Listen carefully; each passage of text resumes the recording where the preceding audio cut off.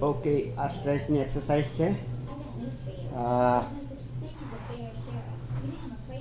પહેલાં આ પગ અહીં સુધી લઈ આવવાનો, પછી બીજો પગ કરવાનો,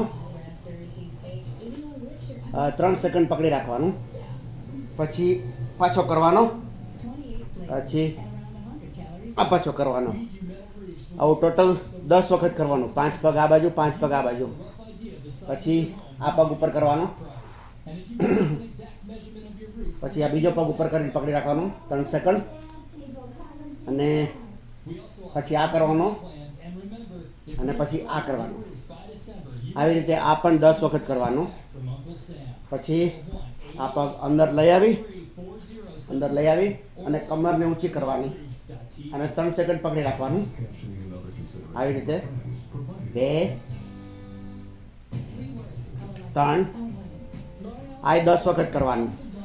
પછી એક પગ બેન્ડ રાખી અને બીજો પગ ઊંચો કરવાનો. 1 2 3 આ 10 વખત કરવાનું. અને પછી આ બીજા પગ એવી રીતે કરવાનું.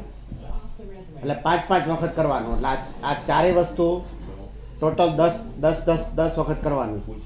અને પછી નેકને સ્ટ્રેચ માટે આમ 1 અને એકદમ નીચે લઈ આવવાની ટ્રાય કરવાની હાથને.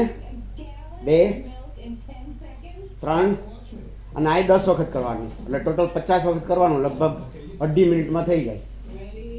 ઓકે.